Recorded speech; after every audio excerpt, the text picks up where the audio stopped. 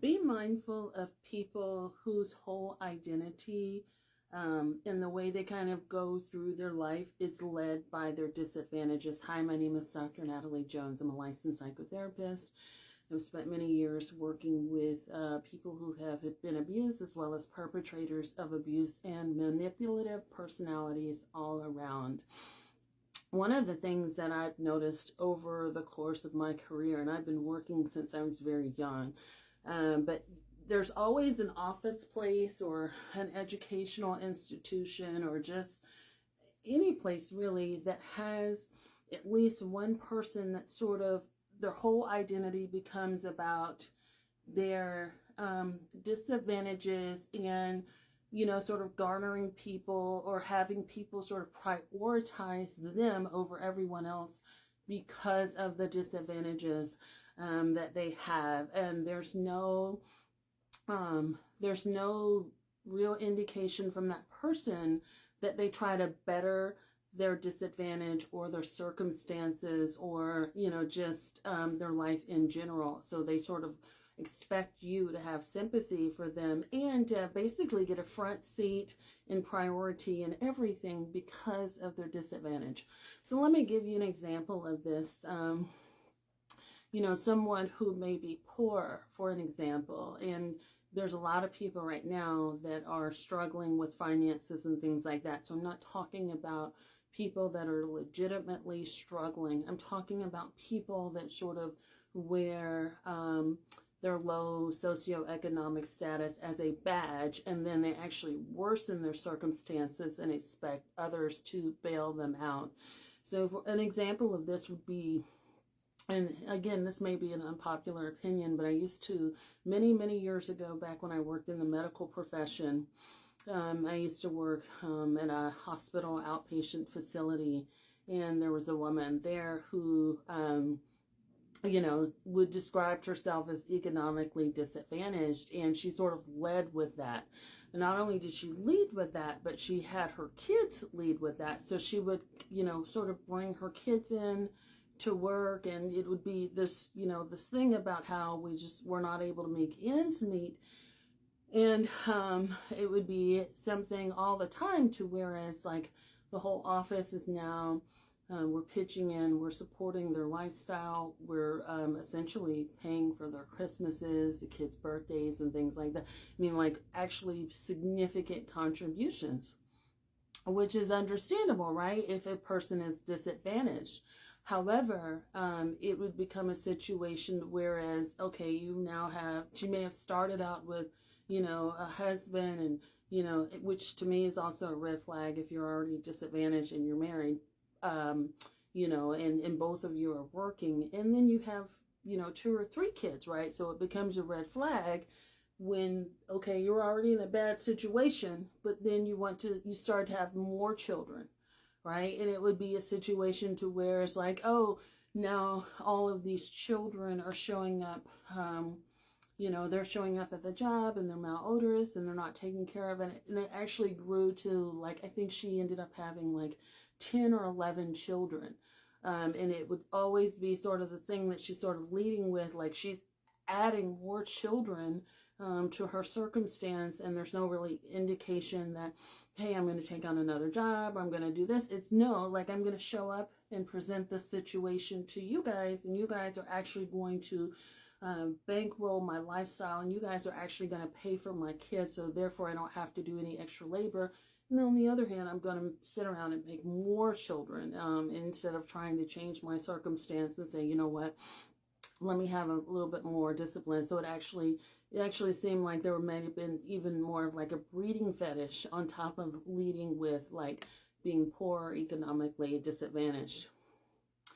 And then, this can also apply, even if someone has a disability. And I say that as someone who has a disability myself. So I'll give you another example of someone who leads with their disability, and their disability sort of grants them this level of entitlement. So for example, I used to go to a school, a college, a university, and in every woman's bathroom, I don't know how it is in the men's bathroom, but at least in every woman's bathroom, there's a disabled stall, which is usually like a huge stall. And there was a woman at my school that would say she would come in with her wheelchair, and the expectation was that if she came into the bathroom, if anybody was in that stall, they had to basically cut off what they were doing and come out so that she could have access to that stall.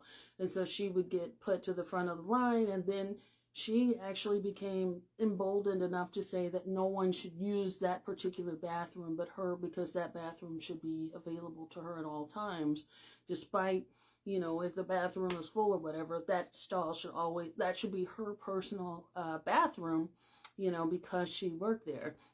And that she should always be the priority. So everyone should clear the way and allow her to come to the front of the line, so that she could use the bathroom. Yeah, that's another example. Again, still I have this last example of a woman. When I used to work at the prison, there was a woman that, said that she was depressed and that she couldn't work. But she would sort of show up to work, right? And then she would kind of go in her office and not do any work for the rest of the day. And so she would be like, I'm so upset, I can't work, I can't do anything. And, it actually became a very contentious environment between that woman and my supervisor, because I guess, she used that I'm depressed and I can't work thing, and she began to weaponize it, threatening to sue and all of this kind of stuff. And so my supervisor's like, I can't really say anything, it's coming down from management and blah, blah, blah, right? Okay, that's fine. You can't say anything, but that doesn't mean that the rest of us can't say anything. And I don't know how many of you know anything about working in mental health, especially in a correctional setting and things like that. But for any of you that don't know, I'll kind of give this little back spiel so you guys can know.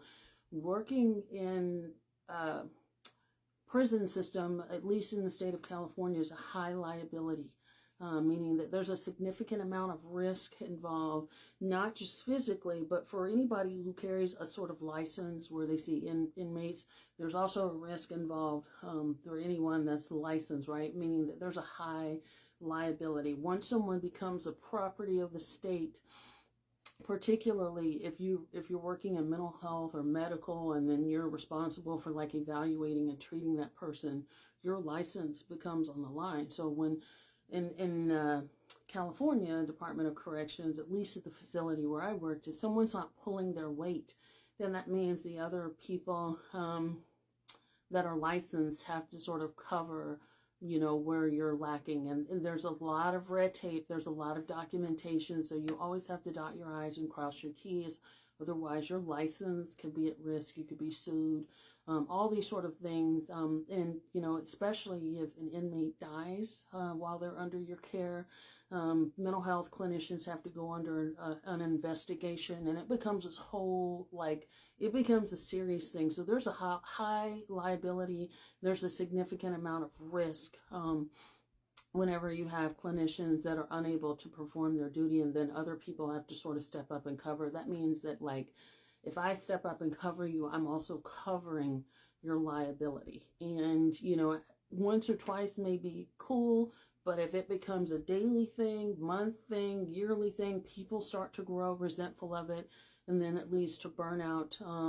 People become, burnout is the least of the problems, but it's a significant issue, but people become very resentful of things that they have to do, and ultimately people end up leaving because of it. And so, long story short, that led to a confrontation between myself, and then once I opened up the door for that confrontation, lots of other people started to open up the door for that. And it's you need to either do your work or leave, because it's actually putting us into a very dire situation for our unit. Ultimately, she ended up leaving, but that's an example of how those things sort of build and escalate. And it wasn't a one-time thing. It became a thing where someone actually took advantage of it. And the expectation was, I have this, so I'm not doing any work, and I'm going to sit in front of everybody and not do anything. Hope that helps.